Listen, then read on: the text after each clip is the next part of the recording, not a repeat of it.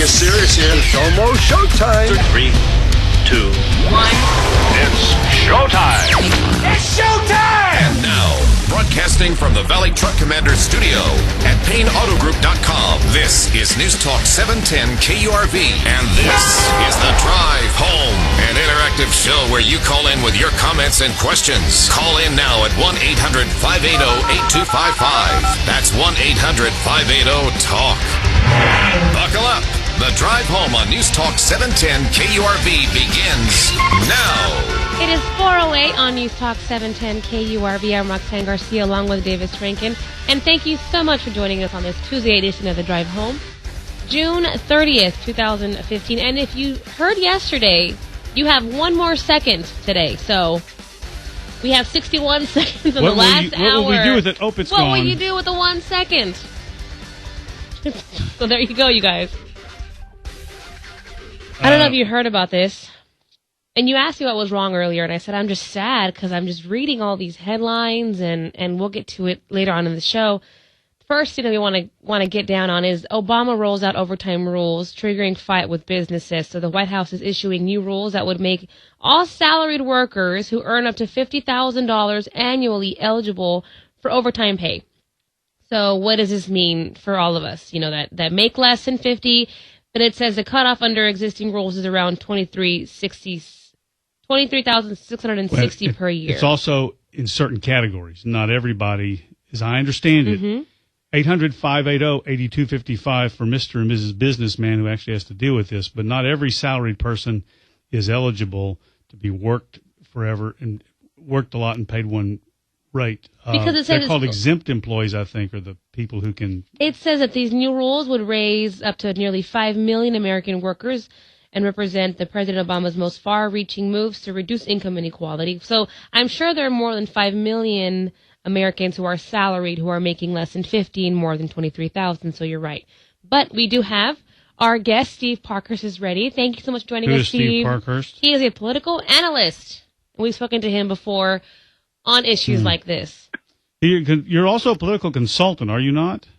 I am. That's primarily what I do. Yeah. Consultant. Can you be a consultant and not be an analyst? Sorry, I meant consultant. You mean an analyst, not be a consultant? You know what? I can do whatever Roxanne says I can do, but I can do both. I can do both. No, the proper response is I'll do whatever they pay me to do if it's legal. Political consultant. There you go. And the money is up front, right? We get paid at the beginning of the month because you know how that fundraising goes. And today's a federal fundraising deadline, June 30th. So all payments are made tomorrow, so they don't reflect on current reports. Just to get some more facts out on the table without getting up in your business, do you have state, local, federal candidates who will be facing this? Well, I mean, right now, the short answer is yes. I'm not necessarily sure that, this is kind of one of these things. This is going through the Labor Department. This is a push by Obama. This really isn't going to be legislation from what I've seen. And so not a lot of candidates might have to get in there or office holders might have to get in there and get involved with repeal or overturning this. But yes, I mean, in short, yes, state candidates here in a few other states, and then also, yes, congressional clients who could potentially have to deal with this at some point. Well,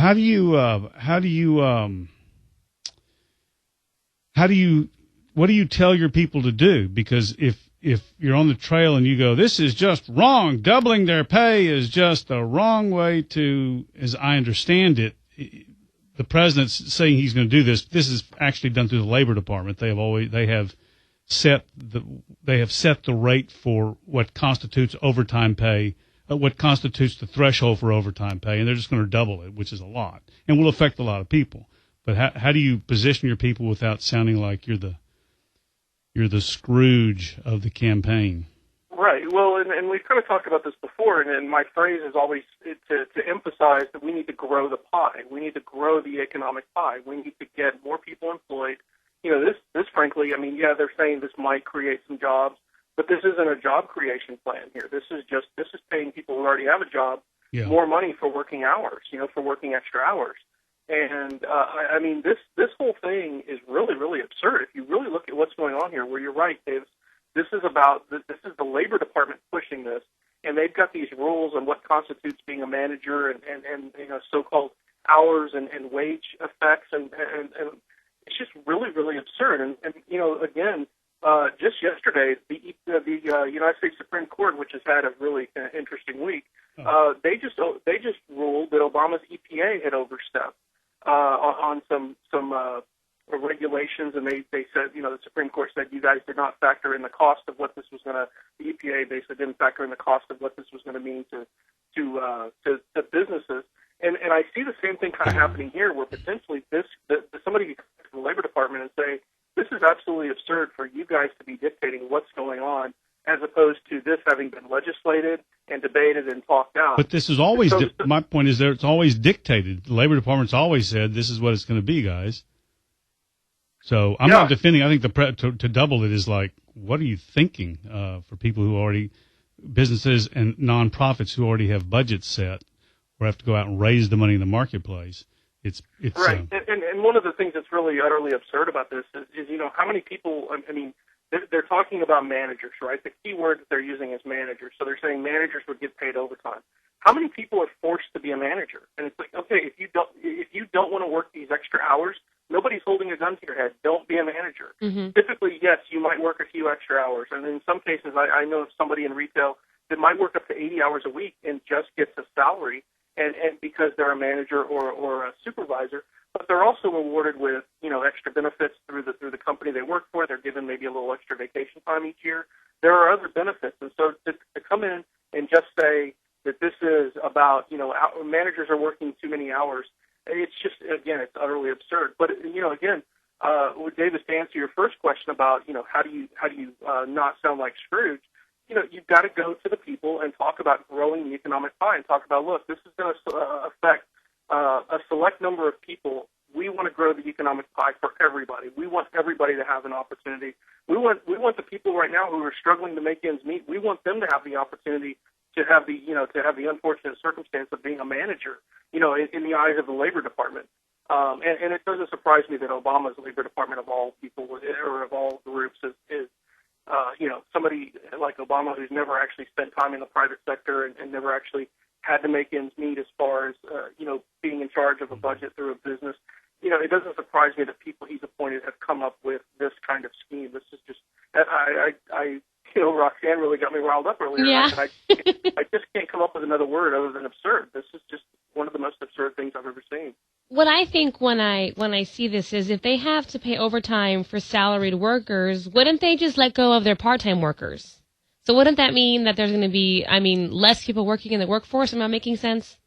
Well, assuming that they don't have, that they absolutely have to have those people and have the money to pay them, then no, it wouldn't mean more part-time workers, but it will. Well, Roxanne's put her finger, I think, on what's going to happen. Well, there would be a cost prohibitive point where that wouldn't work, because if you realize that you've got to pay your managers time and a half, let's say you have an employee who makes $20 an hour and you're going to pay them $30 an hour with this time and a half scheme, well, it's still cheaper to somehow, there probably gets a point where it is cheaper to go ahead and have employees, so who can help, cover that shift. So I'm not sure that this would necessarily result in that many people being laid off that way. Oh, but of course it's going to cost everybody more money. If automatically you go from, just think about your average McDonald's or your average, restaurant in your area. If they all of a sudden have to pay managers for every hour over 40 that they work, well, there goes their operating costs up, which means they've got to charge the customers more. So, who is the Labor Department really helping here? Can it work backwards, like not have as many salaried workers and just have a lot of part-time workers that they can work up to? I think when it comes to the Obama and the left and their income inequality debate, I think that's going to be their big argument right there. Is they're going to say, look, what's going to happen is they're going to tell managers, most businesses will tell their managers, look, don't work over 40 hours. So what we're going to do instead is we're going to add one or two low-end workers on the other side, at the $15 minimum wage that they're all advocating for. And then the $15 minimum wage is a joke. That was not necessarily part of the story. But I noticed in the story that the labor unions are really, really pushing for this.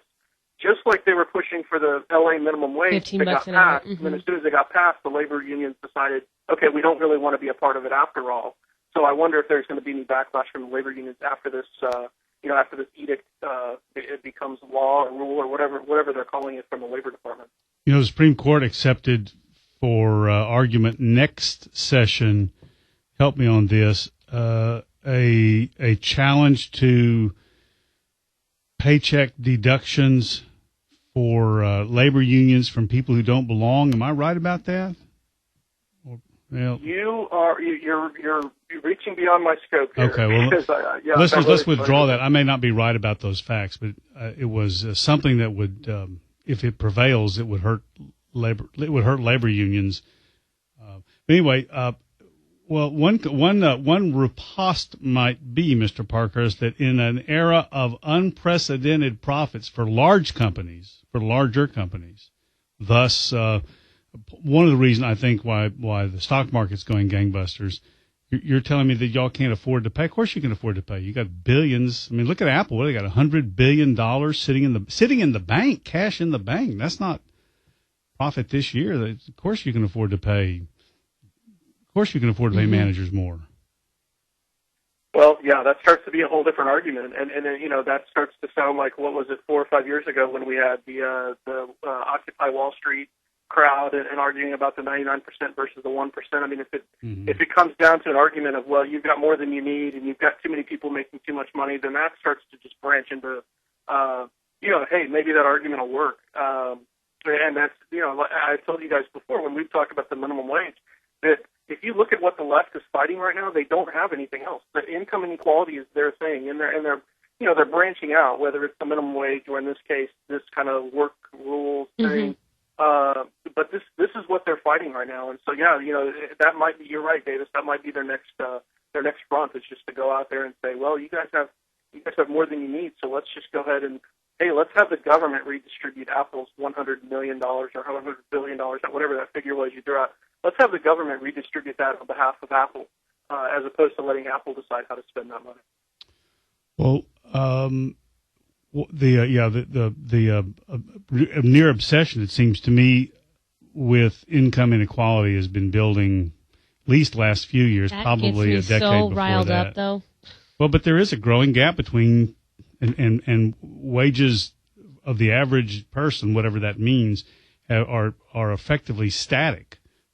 They've not kept pace. I'm not saying they have not kept pace because Warren Buffett's made so much money. That's not what I'm saying.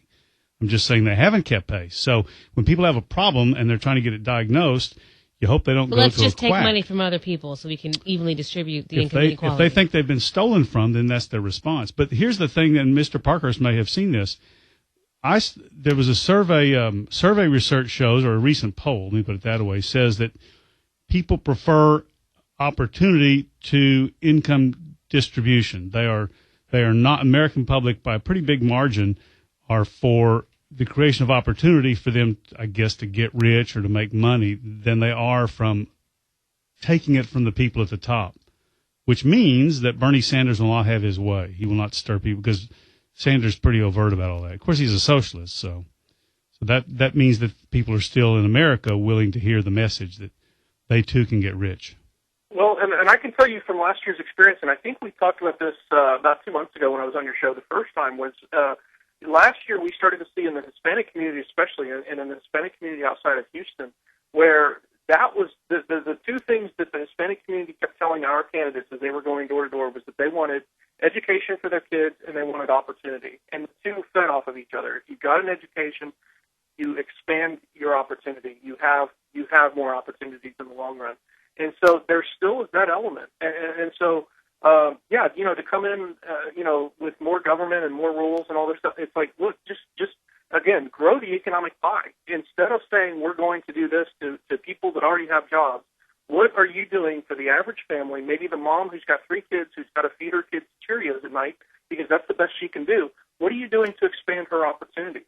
She's not, that mom that's feeding 3 kids Cheerios at dinner is not worried about the increasing the minimum wage for the manager that she works for. She wants the opportunity to be the manager. And she'll deal with the hardship of having to work over 40 hours and all this.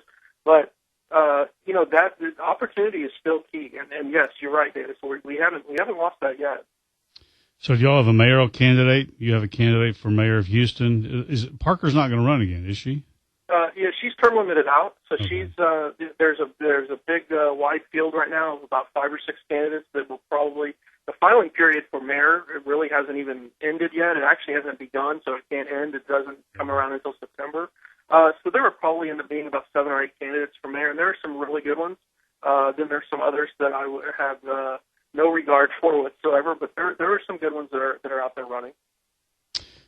Right winger has no chance in Houston, though, right? Because it's a pretty liberal town. The county itself is Republican. The internals are Democrat by and large.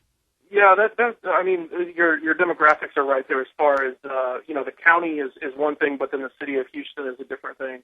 For instance, right in the middle of the city, there are small private cities that are actually their own municipalities, and they don't vote in city elections like this.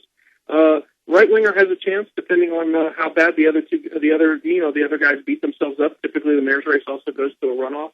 So if you had a well-timed runoff where people just aren't interested in the other guy, maybe a right winger can get in there. But actually, city politics is really more about just common sense. And in Houston, I'm watching it rain like cats and dogs right now outside.